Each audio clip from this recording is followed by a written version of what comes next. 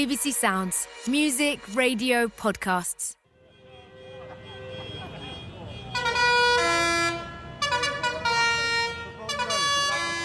Good morning, I'm at the Oxford Farming Conference. Here on the High Street in Oxford, we're surrounded by tractors which have come to protest about the government's implementation of inheritance tax on farmers, which happened in the last budget. I can see them here with their Union Jacks on the cabs. No farmers, no food, axe the tax. Speaking later here today will be the Environment, Food and Rural Affairs Secretary, Steve Reed, and we'll hear what he has to say to these farmers a little bit later.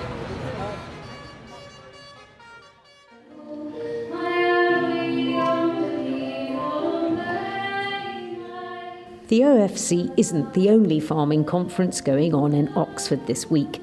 There's a very different soundscape just down the road at the Oxford Real Farming Conference. In contrast to the more established OFC, which has been representing the industry since 1936, the Real Farming Conference started 15 years ago. It attracts a huge range of farming enterprises, many of them family farms and smaller growers. Its conference has 2,000 delegates meeting across 19 venues.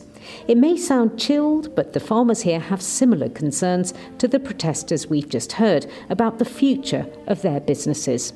Nick Renison farms 360 acres near Penrith in Cumbria with Aberdeen Angus cattle and pasture-based free-range laying hens. She's been telling farmers here about maximum sustainable output. For me, it's farming at the sweet spot. So farming your land, ideally without feed and fertiliser if you're talking about cattle and sheep. And it's just farming it at what the land is capable of, so you're not pushing things to the limit. And then when you do that, you obviously have higher vet bills. Lots of problems come from pushing things to the limit. But you're saying maximum sustainable output. So How do you get the maximum when you're not pushing things? I think so we stopped using feed and fertiliser maybe 7 years ago. And it's a little bit like coming off drugs. It's you have to kind of go through the pain barrier. So we are now 7-8 years down the line and our soil is really working well. So it's using natural systems. They're kind of allowing natural systems to work at their maximum level. The politicians have been talking about a plan for change. What sort of changes do you think farmers like you need to have? We make it work. We're first generation farmers, so we probably think slightly differently. We think of we've got our land and we think of that as what can we do on that land, and we think of it in very much business terms. So it's looking after the soil and thinking we can produce food, we can get paid for doing good stuff for the environment, and at the same time we can give ourselves a good quality of life. With the inheritance tax situation, I think although there's going to be lots of downsides to that, there will be some upsides to it, and I think it will lead to lots of younger people making more decisions earlier. Your session is being run at the Oxford Real Farming Conference. Many of the farmers here might come from slightly smaller operations maybe than the Oxford Farming Conference up the road. Do you think the mood here is optimistic about the future? I think farmers are very good at being optimistic. I think there's lots of opportunities, but you've got to want to make it happen. But I think what's really important and to get across to the government is it's got to be financially viable. I think for a long time farmers have farmed for the love of it, and because they've always done it, and maybe because there's what else are they going to do. And I think we've really got to look at it as a business, and we've got to improve as business people. Cumbria farmer Nick Renison at the Oxford Real Farming Conference. Well, back at the Oxford Farming Conference, politics has been at the forefront of delegates' minds as the protesting farmers and their tractors gathered outside. Defra Secretary of State Steve Reed was invited up onto the stage. We want to make it easier for all farmers to meet the challenges of the transition and run successful businesses. But what I'm hearing from so many is that the turmoil of recent years has made farming incredibly tough. The straws are piling up. It's no wonder people feel the camel's back is close to breaking. Farming is a devolved issue, and the other 3 ministers responsible for agriculture across the nations were also here to explain how they're transitioning away from the previous EU payments. All of them are working towards paying farmers not for the land they farm, but for providing better habitats for wildlife, flood mitigation, improving soils and carbon sequestration. Jim Fairley is Minister for Agriculture and Connectivity in Scotland. Developing a new policy has been a collaboration, but government policymakers and farmers are not going to agree on everything. And realising our ambition for a sustainable sector and meeting our climate and nature obligations is going to be hard. But by working in partnership with the industry, we are doing it as harmoniously as we possibly can. Hugh Aranka-Davies is Deputy First Minister and Rural Affairs Cabinet Secretary in Wales. In November, I published the Sustainable Farming Scheme outline. It was clear that changes were needed. We said that we would listen, and that's exactly what we have done. And sustainable production of food has always been at the heart of SFS proposal. It remains so. And we must make meaningful progress as well on adapting and mitigating the climate and the nature emergencies. Andrew Muir is Minister of Agriculture, Environment and Rural Affairs in Northern Ireland. The resource and work required not just to navigate post-Brexit trading rules, but also to develop and implement new schemes is significant and onerous. I've always believed that Brexit was a bad idea, and in this job I get to see the stark reality of that day after day. The overall objective is to transition to a more sustainable farming sector that benefit our climate and environment, whilst also supporting our economically and socially significant agri-food sector. Across the UK, farmers are at loggerheads with the government over the budget. As we heard earlier, they've continued their protests about the implementation of inheritance tax of 20% for farming businesses worth over £1 million. So when the Secretary of State, Steve Reid, stood up in front of the delegates here, did he talk about the inheritance tax? Well, it certainly wasn't the focus of his speech. Instead, he promised a plan for change. He told delegates this must have 3 things: food production at its core, diversification of income, and restoration of nature as part of farming. He also announced speeding up the planning process for farm buildings. Delegates told us what they thought of his speech.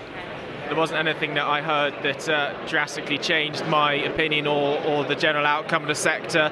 I think the positive aspects to take from that was the relaxation in planning laws, which will make it easier for farmers to diversify. There's never going to be any budging on the inheritance tax side. He was not coming to a friendly crowd, so no surprises, no shifting there. Informative and inspiring to hear what was being said today. I think it's interesting to hear the plan for the development of agriculture.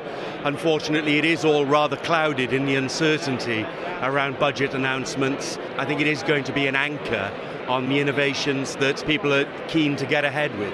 They've talked about the things that they plan to do, and only time will tell as to whether they'll make a difference in that regard. It's all very positive stuff, but it's medium to long term, and the effects of the recent changes, that's a short-term problem, and our businesses need to survive that short-term problem to be able to profit from the good work that they plan to put in place in the future. And I'm not quite sure how we're going to get over that hump. Afterwards, I asked the Secretary of State to explain more about his plan for change.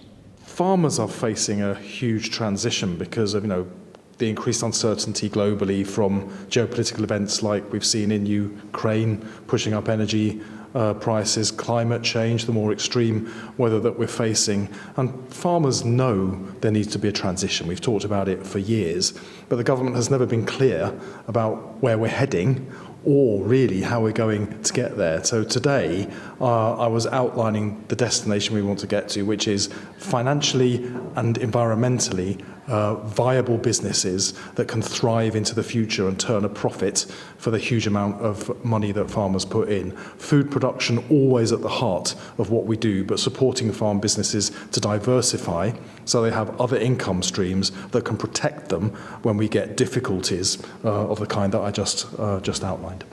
You said that you've been speaking to farmers, and this phrase, the last straw breaking the camel's back, came up a lot.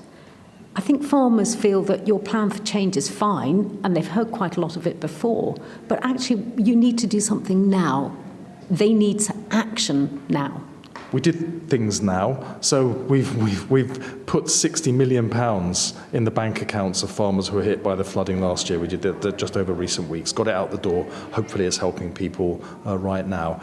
In the budget, we also announced a £5 billion budget for sustainable food production and nature. And that's the biggest budget of its kind in our country's history. And we did that. That's over 2 years. Over 2 years, absolutely. And that is basically the same as 2.4 billion. No, in cash terms it's bigger. It's still bigger. But you're adding in the underspend. But you've got to look at the context. And with inflation, it's not increasing at the rate that inflation is. If you look at the context of a £22 billion black hole that had to be filled, protecting any budget was incredibly tough in that context. And we not only protected this budget in cash terms, we increased it because food production and supporting our farmers through this difficult period, we understand the importance of doing that. Now, I don't want us to be in a situation where year after year, we're just dealing with the crisis in a different way. That we've gone on too long like that. We've got to have a roadmap that takes farming to a different place, that makes it sustainable financially, not just environmentally, for the future. It makes me angry when I go around farms and I speak to farmers and I feel their enthusiasm for what they do, but also their desperation that they can't make any money out of this. It's not acceptable that we should go on like that. So the roadmap, which will have farmers in the lead, not politicians like me, farmers in the lead, working out how we together, government backing them, farmers in the lead, get to that position where farming is a thriving, financially successful set of businesses backed by the government domestically and in international trade deals. But as a farmer sits at his kitchen table, works out, or her, then obviously they're working with what the figures are in front of them. Yes. The payments to them are being phased out quicker than before. They're facing inheritance tax. They're looking at nature and they're saying they agree with you. They want to save nature. The Wildlife Trusts told us this week that there needs to be a clear future for nature-friendly farming schemes as a matter of extreme urgency. Yeah. Yesterday, Professor Dieter Helm told us that he thought Defra is not fit for purpose to deliver the transition. And I think farmers, many farmers we've talked to, feel the same. Well, I'm not going to start fiddling with organisational architecture because that's going to be a huge distraction from getting on with the job and helping farmers. The way I'm dealing with that is by putting farmers in the lead. My experience as a politician in different contexts has always been the politicians aren't the people on the front line. In this case, it's the farmers who are. Listen to the front line because they know best what the problems are and how to overcome those problems. So we've got the power, we've got the resources. When they're hooting their tractors' horns outside here in a protest about inheritance tax? I know this is a tough one, but one of the things that has made life difficult for farming and every other business sector in the economy has been the chronic instability over the last decade plus. People have not invested because of that instability. We've seen prices rocketing, businesses failing, customers falling off because of instability. Absolutely. We have to stabilise the economy, and that's required tough decisions. I regret we've had to take tough decisions because I know that it makes life difficult for some people in the short term, but in the long term it will give us the stability that will bring in the investment and the security so we can make this sector succeed. The Environment Secretary, Steve Reed. That's all for today from Oxford. I'm Anna Hill. The producer was Beatrice Fenton. Farming Today is a BBC Audio Bristol production.